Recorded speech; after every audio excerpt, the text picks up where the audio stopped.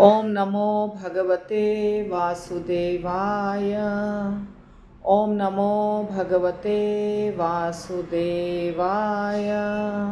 ओम नमो भगवते वासुदेवाय।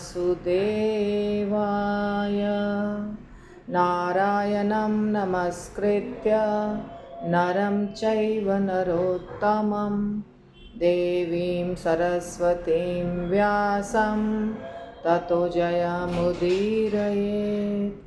नष्टप्रायेषु अभद्रेषु नित्यं भागवत सेवया भगवतीरुत्तमश्लोके भक्तिर्भवति नैष्ठिकी। कृष्णाय वासुदेवाय देवकी नन्दनाय च नन्दगोपकुमाराय गोविन्दाय नमो नमः। जय श्री कृष्ण चैतन्य प्रभु नित्यानंद श्री अद्वैत गदाधर शिवासादि गौर भक्तवृंद। हरे कृष्णा कृष्णा कृष्णा हरे हरे, हरे राम राम राम हरे हरे। श्रीमद्भागवतम स्कंद 1 अध्याय 10 श्लोक संख्या 20। अन्योन्यम आसीत संकल्पः उत्तम श्लोक चेतसाम कौरवेन्द्र पुरस्त्रीणाम सर्वश्रुति मनोहरः। श्रील प्रभुपाद के द्वारा शब्दार्थ, ट्रांसलेशन और तात्पर्य। श्रील प्रभुपाद की जय। अन्योन्यम एक दूसरे में, आसीत था, संकल्प बात, उत्तम श्लोक परमेश्वर जिनकी प्रशंसा चुने हुए श्लोकों से की जाती है, चेतसाम जिनके हृदय इस प्रकार लीन हैं उनका, कौरवेंद्र कुरुओं का राजा, पुर राजधानी, स्त्री नाम सारी स्त्रियों का, सर्व समस्त, श्रुति वेद, मनहरः मन को मोहित करने वाला, चुने हुए छंदों से जिनकी स्तुति की जाती है, ऐसे श्री भगवान के दिव्य गुणों के विचार में डूबी हस्तिनापुर के सभी घरों की छतों पर चढ़ी हुई स्त्रियां उनके विषय में बातें करने लगीं। ये बातें वैदिक स्तोत्रों से कहीं अधिक आकर्षक थीं।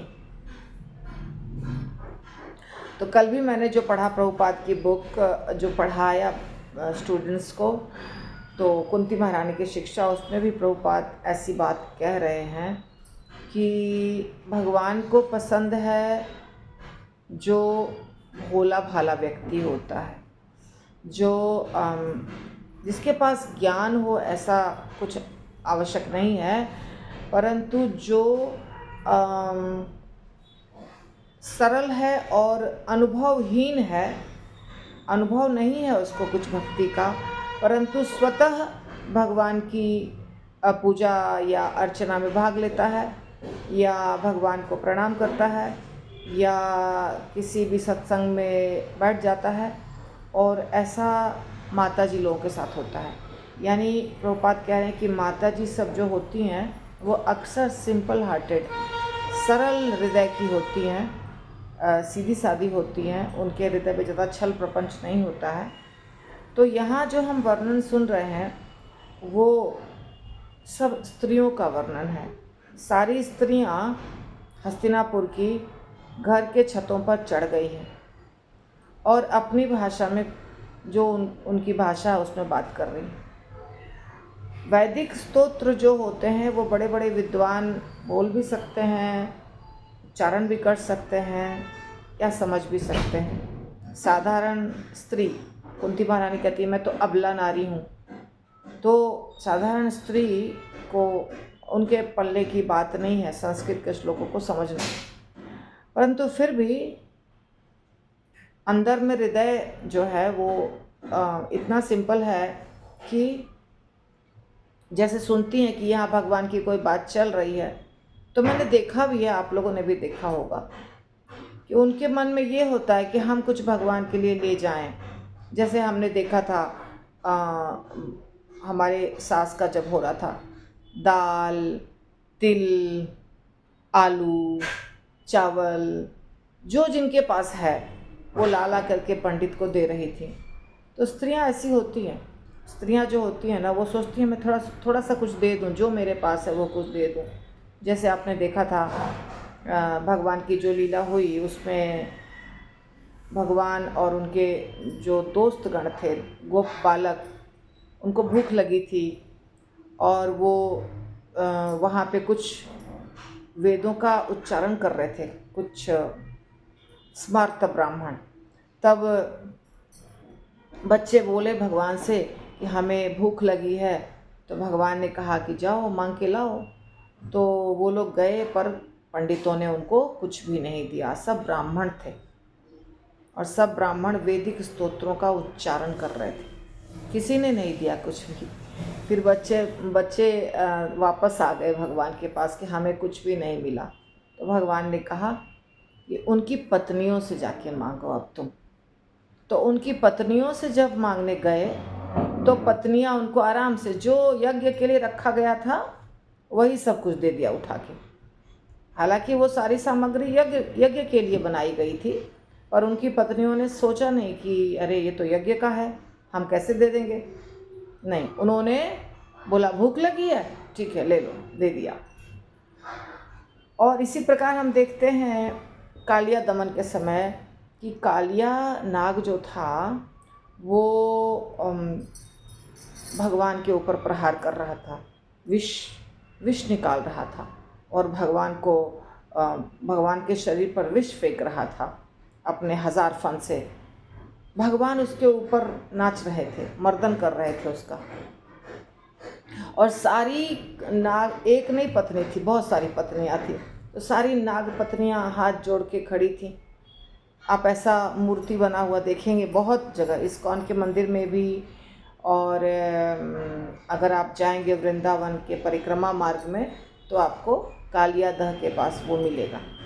तो सारी नाग पत्नियां प्रणाम कर रही हैं, बोल रही हैं भगवान मेरा पति जो है ना वो समझदार नहीं है, मूर्ख है, उसको पता नहीं है कि आप परम भगवान हैं, परम भगवान के साथ वो भिड़ गया है, तो माफ़ कर दीजिए।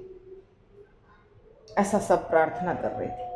इतनी सारी स्त्रियां प्रार्थना कर रही हैं, भगवान उसके पति को कैसे मारेंगे। नहीं मारा भगवान ने छोड़ दिया उसको। ठीक है, तुम ये स्थान छोड़ के चली जाओ, यहाँ मत आना, दिखना मत मुझे यहाँ। तो इसी प्रकार हम देखते हैं सब जगह, एक जगह की बात नहीं है, सब जगह देखते हैं। रावण की पत्नी मंदोदरी ने भी कहा कि ये भगवान है, तुम इनके पत्नी को उठा के क्यों ले आए हो। रावण के पास बहुत सारी लड़कियां थीं, सबको पकड़ पकड़ के ले आता था, जो भी सुंदर लड़की मिलती थी, और अपने घर में एक जगह सबको जमा करके रखा था। ये हनुमान जी ने देखा था, इसका वर्णन है। तो वैसे ही सीता माता को ले आया, क्योंकि रावण की बहन ने कहा कि एक बहुत सुंदर सी लड़की दिखी है मुझे, जो तो भैया तुम्हारे लायक है, वो उसको किसी और को वो नहीं मिलनी चाहिए, वो बहुत सुंदर है, वो तुम्हारे ही लायक है। रावण ले आया उठा के सीता माता को।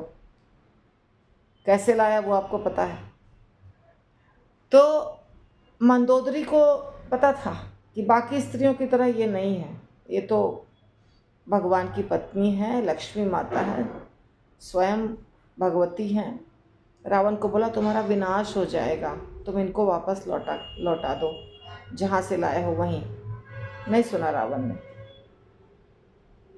रख लिया सीता माता को। तो इस प्रकार स्त्रियां थोड़ी कोमल हृदय की होती हैं, तो भगवान को वैदिक स्तोत्र जो है ना वो ज़्यादा पसंद नहीं है। उनको पसंद है आप अपनी भाषा में बोलिए। क्या भगवान को हिंदी नहीं पता है, ठेठी मराठी नहीं पता है, उड़िया नहीं पता है, कन्नड़ नहीं पता है, गांव की भाषा नहीं पता है? क्या भगवान को नहीं पता है? उनको सब भाषा पता है। ऐसा नहीं है कि संस्कृत के श्लोक बोलेंगे तो भगवान प्रसन्न होंगे, ऐसा नहीं है। भगवान संस्कृत के श्लोक बोलते हैं, भगवान ने वेदों को बोला है, भगवान ने भगवत गीता को बोला है। तो भगवान के बात को समझने के लिए उनके श्लोकों को पढ़ना और सुनना ज़रूरी है। तो अगर हम नहीं पढ़ सकते हैं तो जो पढ़ाते हैं उनसे सीख के या समझ के या सुन के हम अपना फ़ायदा कर सकते हैं। इसीलिए ज़रूरी है शास्त्रों को सुनना और समझना। परंतु अगर हम अपनी भाषा में भगवान को कुछ बोलते हैं, व्यक्त करते हैं अपना मनोभाव, तो भगवान उतना ही प्रसन्न होते हैं। असल चीज़ क्या है? असल चीज़ है हमारे हृदय में कपट नहीं होना चाहिए, ईर्ष्या नहीं होनी चाहिए। और बिना ईर्ष्या के, बिना कपट के हम जो भी भाषा में भगवान को बोलते हैं, भगवान उस भाषा से प्रसन्न हो जाते हैं। तो सारी स्त्रियां छत पे खड़ी हैं और सारी स्त्रियां अपनी भाषा में कुछ कुछ बोल रही हैं और वो सुन रहे हैं। भगवान थोड़ा थोड़ा सुनाई देता है ना भगवान को, ऐसे तो हृदय में भी बैठे हैं।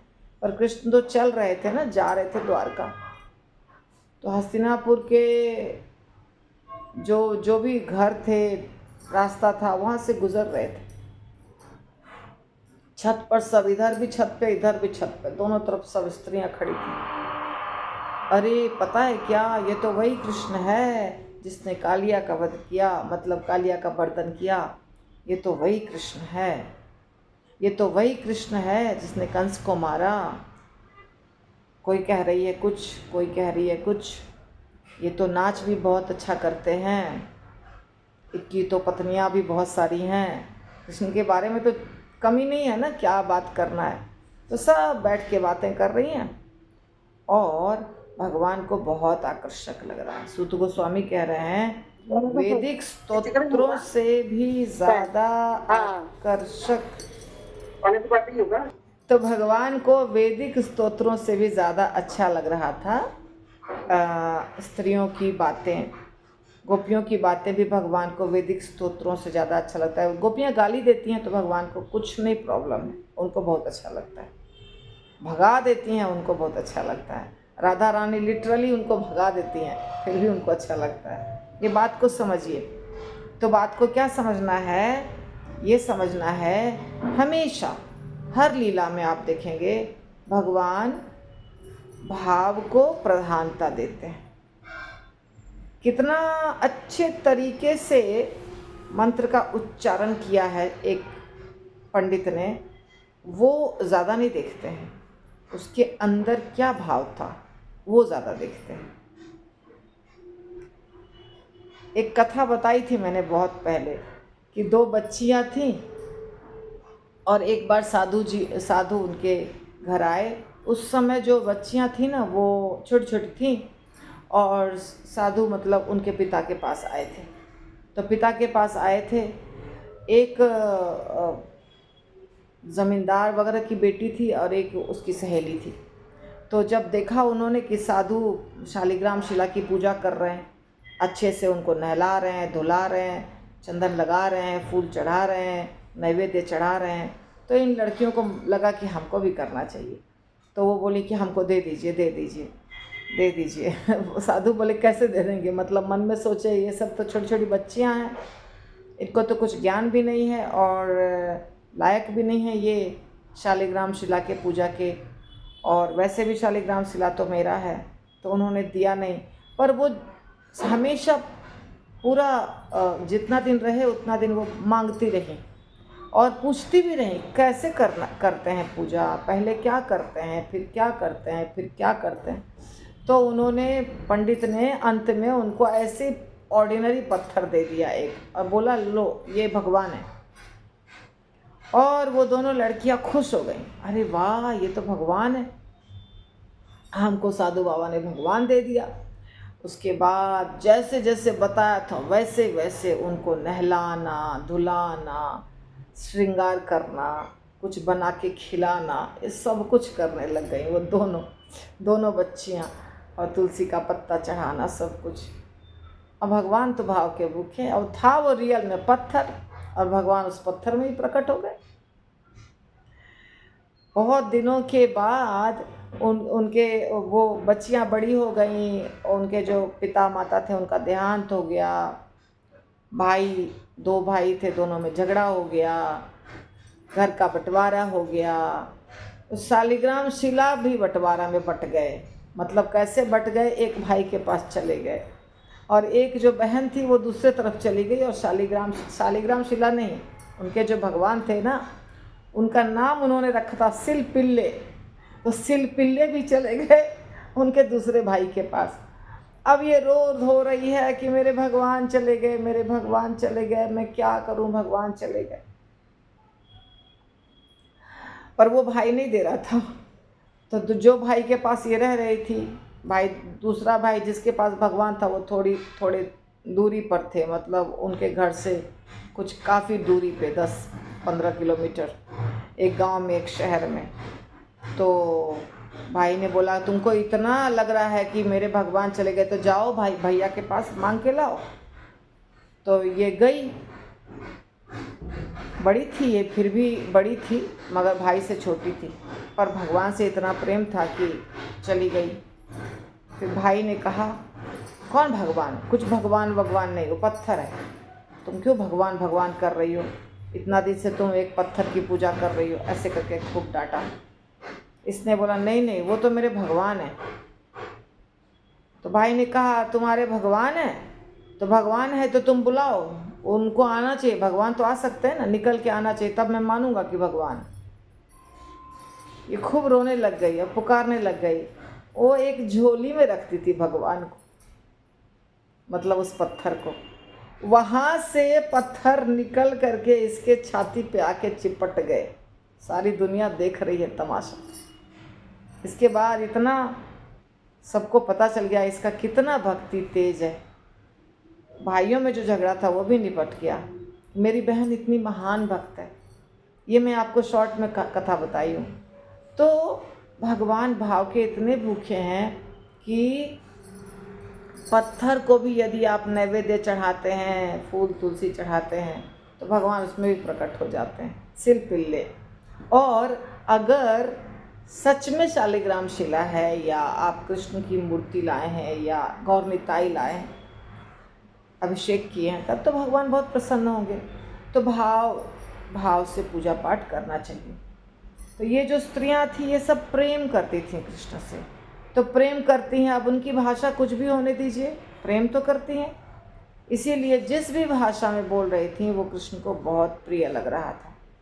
ये आपको हमेशा कितना प्रिय लग रहा था, वैदिक मंत्रों से भी ज़्यादा प्रिय लग रहा था। बात को समझ गए होंगे आप कि वैदिक मंत्र जो होते हैं वो तो एकदम भगवान के मुख से निकला हुआ वचन है, यानी कि भगवान ने स्वयं बोला है, परंतु फिर भी स्त्रियों की बातें उनको उससे भी ज़्यादा अच्छी लग रही थी। श्रीमद् भगवद गीता में प्रभुपाद परपोर्ट में लिखते हैं, श्रीमद् भगवद गीता में कहा गया है कि समस्त वैदिक शास्त्रों का लक्ष्य पूर्ण पुरुषोत्तम भगवान श्री कृष्ण हैं। वस्तुतः श्री भगवान का यशोगान वेदों, रामायण और महाभारत जैसे ग्रंथों में अंकित है, और श्रीमद् भागवतम में तो विशेष रूप से परमेश्वर का यशोगान हुआ है। अतएव जब कुरुवंश के राजाओं की राजधानी में घरों की छतों पर स्त्रियां भगवान के विषय में बात कर रही थीं, तो उनकी बातें वैदिक स्तोत्रों से अधिक मनोहर लग रही थी। वो क्यों मनोहर लगती है कि वैदिक जो मंत्र हैं उसमें श्रीमद् भागवतम, रामायण इत्यादि में लीला है, और वैदिक मंत्रों में लीला नहीं होती है।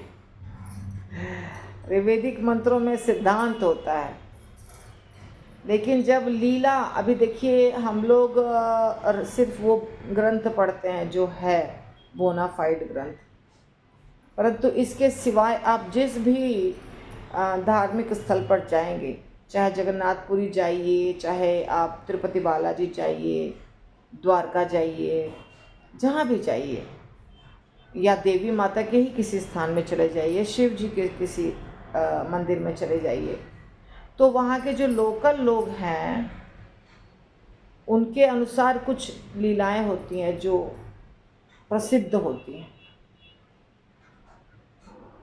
तो वो लीलाओं की चर्चा शास्त्रों में नहीं है।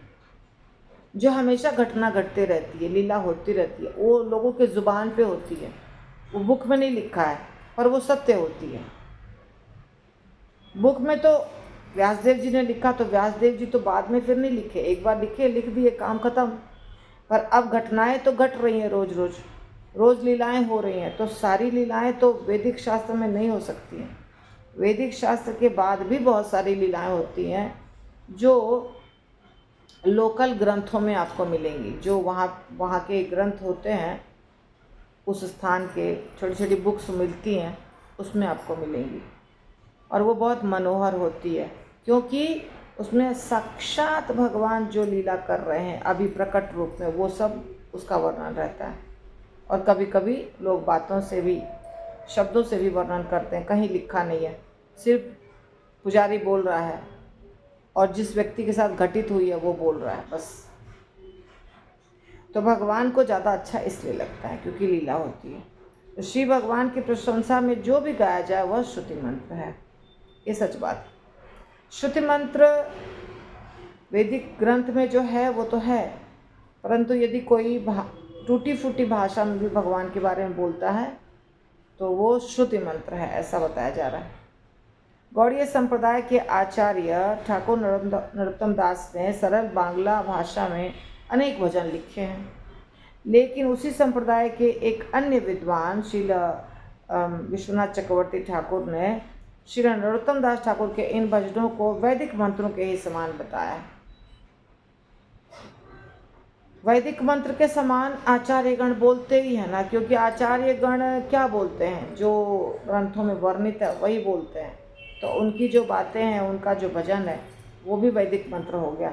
जैसे यहाँ पे बता रहे हैं, श्री विश्वनाथ चक्रवर्ती ठाकुर के भजनों को नरोत्तम दास ठाकुर वैदिक मंत्र बता रहे हैं। जैसे आज हमने श्रीधर स्वामी के बारे में बताया, श्री श्रीधर स्वामी के बारे में बताया, वैसे ही श्री विश्वनाथ चक्रवर्ती ठाकुर भी बहुत बड़े आचार्य हैं, उनकी भी टीकाएँ हैं। श्री विश्वनाथ चक्रवर्ती ठाकुर के द्वारा, नरोत्तम दास ठाकुर के द्वारा जो लिखा गया है उसको श्री विश्वनाथ चक्रवर्ती, नरोत्तम दास ठाकुर ने भजन लिखा है, श्री विश्वनाथ चक्रवर्ती ठाकुर ने परपोट लिखा है, यानी भाष्य ग्रंथ। जैसे प्रभुपाद ने लिखा वैसे भाष्य लिखा है। तो इसका कारण है कि इनकी विषय वस्तु है अच्छी, भगवान से संबंधित। हमेशा बोलते हैं ना, सुखदेव गोस्वामी, सूत गोस्वामी, शौनक आदि ऋषि प्रश्न पूछते हैं तो क्या बोलते हैं, अच्छा आपका प्रश्न भगवान से संबंधित है, इसीलिए मैं अवश्य इसका उत्तर दूंगा, क्योंकि इसका उत्तर देने का मतलब है मुझे भगवान की कथा करनी होगी। जब भगवान की कथा कोई भक्त करता है उसको बहुत अच्छा लगता है, इसीलिए भगवान की कथा से संबंधित जो भी प्रश्न होगा वो सराहनीय है, उसका उत्तर मैं अवश्य दूंगा। तो भगवान से संबंधित भजन हो, प्रश्न हो, लेख हो, प्रवचन हो, सब श्रुति मंत्र है। इसका कारण है विषय वस्तु। तो भाषा का उतना महत्व नहीं है, विषय वस्तु की महत्ता होती है। सही बात। एक इसके पहले श्लोक आया था जो हम लोग पढ़ के निकल गए, जिसमें बताया गया है ना कि बहुत सारे विद्वान होते हैं, अच्छे प्रकांड पंडित होते हैं संस्कृत के, और वो कुछ लिखते हैं, तो उनका जो लिखा हुआ होता है वो, अगर वो भगवान के बारे में अच्छे से, अगर वो गुणगान नहीं कर रहे हैं और ज्ञान उनको बहुत है, उससे कोई फ़ायदा नहीं। अगर वो चर्चा कर रहे हैं और उनको ज्ञान बहुत ज़्यादा है, सही परफेक्ट संस्कृत बिल्कुल सही बोल रहे हैं, कहीं उच्चारण नहीं गलत है, कहीं कुछ नहीं है, पर भगवान का गुणगान ही नहीं है, तो वो स्थान कहाँ है, कौवे के तीर्थ स्थल के समान, जहाँ पे भक्तगण नहीं जाते हैं, साधु महात्मा। और यदि कोई व्यक्ति भगवान का गुणगान कर रहा है पर टूटी फूटी भाषा में, उसको आता नहीं है, ज़्यादा संस्कृत का ज्ञान नहीं है, ग्रामर का ज्ञान नहीं है, तो वो ज़्यादा प्रिय है, क्योंकि उसमें भगवान का गुणगान है। श्री भगवान के विचार तथा कार्यों में लीन उन सभी स्त्रियों में भगवत कृपा से वैदिक ज्ञान की चेतना का विकास हो आया था। अतएव भले ही वे स्त्रियां संस्कृत की अच्छी विद्वान न रही हों, तो भी उनकी बातें वैदिक स्तोत्रों की अपेक्षा अधिक मनोहर लग रही थीं। संस्कृत का ज्ञान नहीं था, परंतु जो बोल रही थी उसमें प्रेम था। भगवान के प्रति प्रेम, समर्पण, विश्वास, श्रद्धा, भक्ति, ये सब था। इसीलिए कोई भी भाषा में बोल रही थी वो अच्छा लग रहा था। उपनिषदों में वैदिक स्तोत्र कभी कभी अप्रत्यक्ष रूप से भगवान का वर्णन करते हैं, परम भगवान का, लेकिन स्त्रियों की बातें प्रत्यक्ष रूप से श्री भगवान के विषय में थीं। अतएव वे अधिक हृदयग्राही थी। स्त्रियों की बातें विद्वान ब्राह्मणों के आशीर्वादों से अधिक मूल्यवान लग रही थी। एक बार किसी ने कहा, बहुत अच्छी बात, और इससे थोड़ा रिलेटेड, ज़्यादा रिलेटेड नहीं, तो किसी ने कहा है, सच बात है, जो बड़े बड़े साइंटिस्ट होते हैं ना, उसी में से कोई साइंटिस्ट है, न्यूटन जैसे है, सर आइजैक न्यूटन, या अभी तो मुझे एक ही नाम याद आ रहा है, तो न्यूटन है, और भी बहुत सारे साइंटिस्ट हैं, मुझे किसी का नाम किसी की याद नहीं आ रही है, बहुत दिन हो गया ये सब सब्जेक्ट पढ़े हुए। तो उनको वो रिक्शा से कहीं गए, रिक्शा, तांगा, जो भी था साधन, तो वहाँ से वो एक स्थान से दूसरे स्थान गए। इतने बड़े साइंटिस्ट, ग्रेविटेशनल लॉ उन्होंने निकाला, बहुत सारी थियरी है उनकी, बहुत बड़े प्रसिद्ध वैज्ञानिक हैं। तो वो एक स्थान से दूसरे स्थान पर गए गाड़ी से, कोई गाड़ी हायर करके। जब उतरे तो गाड़ी वाला पूछा, पैसा दीजिए। तो उन्होंने बोला कि पूछा था, कुछ बात किया था, कैसे लोगे, कितना पर किलोमीटर लोगे, ऐसा कुछ बात किया था। तो जो साइंटिस्ट थे उनको वो जब बताया कि इतना हम चले हैं, हम इतनी देर से इतना किलोमीटर चले हैं, कुछ भी बताया, तो साइंटिस्ट कैलकुलेट ही नहीं कर पा रहे थे।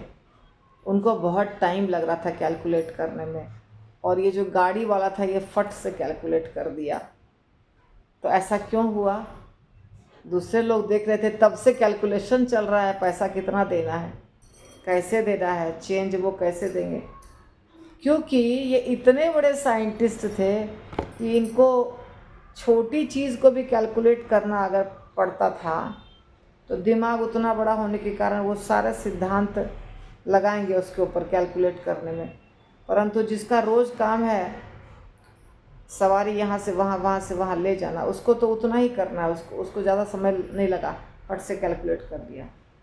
इसी प्रकार यदि आप किसी बहुत बड़े संस्कृत के स्कॉलर को, जो वेदों का ज्ञाता है, उसको सिंपल क्वेश्चन करेंगे, भगवान कौन है, प्रभुपाद ने किया है ऐसा, भगवान कौन है, तो वो इतना सारा सिद्धांत लगाएगा बताने के लिए कि भगवान कौन है। क्या भगवान वो है? नहीं। क्या भगवान वो है? नहीं। क्या भगवान वो है? बहुत सारा सोचेगा। विष्णु है? नहीं। राम है? नहीं। कृष्ण है? नहीं। ब्रह्म ज्योति है? नहीं। ऐसे नेति। तो उसको बहुत समय लगेगा कैलकुलेट करने में कि भगवान वास्तव में किसको कहते हैं और उसकी क्या परिभाषा होनी चाहिए। परंतु एक छोटा बच्चा है जो कुछ नहीं जानता है, एक अनपढ़ औरत है जिसको कुछ भी पता नहीं है, शास्त्र नहीं, वेद नहीं, संस्कृत नहीं, कुछ नहीं पता, उसको बोले भगवान कौन है तो बोलेगा सीधा मंदिर में जो खड़े हैं वही भगवान है, रामचंद्र जी भगवान है, कृष्ण भगवान है, विष्णु भगवान है। जिनके मंदिर में वो रोज़ जाती है वो सीधा बोल देगी कि वो भगवान है। तो कभी कभी स्ट्रेट बहुत आसान हो जाता है, और जो व्यक्ति बहुत ज़्यादा पढ़ा लिखा है ना, उसके लिए कोई चीज़ बहुत मुश्किल हो जाती है, ऐसा भी होता है। ये बात है यहाँ पे। तो जो सिंपल स्त्रियाँ होती है ना, वो अब यहाँ की सारी स्त्रियाँ भगवान की लीलाओं का सीधा सीधा सीधा गुणगान कर रही हैं। भगवान जो इतनी सारी लीलाएं की हैं, एक दो नहीं की हैं, बहुत सारी लीलाएं की सीधा, तो समझने वाले के लिए भी बहुत आसान। मक्खन चुराया तो चुराया, मटकी फोड़ा तो फोड़ा। अब कोई व्यक्ति है बोलेगा नहीं नहीं, वो मटकी फोड़ने वाले कृष्ण जो थे ना वो अलग थे, भगवान नहीं है। भगवान जो होते हैं वो तो ब्रह्म ज्योति उनके शरीर से निकलता है, या उन्होंने इस श्लोक का उच्चारण किया, ऐसे बहुत सारा कैलकुलेशन लगा सकते हैं। इसलिए सिंपल हार्टेड व्यक्ति सीधा सीधा बोलता है। अभी आप जानते हैं कुर्माबाई की खिचड़ी, कुर्माबाई इतना दिमाग लगाई क्या, अरे हम कौन सा मंत्र बोलें, उठने के बाद कौन सा मंत्र बोलें, भगवान को बैठाने के बाद कौन सा मंत्र बोलें, भगवान को हाथ कौन से मंत्र से धुलाएं, खिचड़ी बनाते समय कौन मंत्र बोलें, परोसते समय कौन मंत्र बोलें, कुछ नहीं।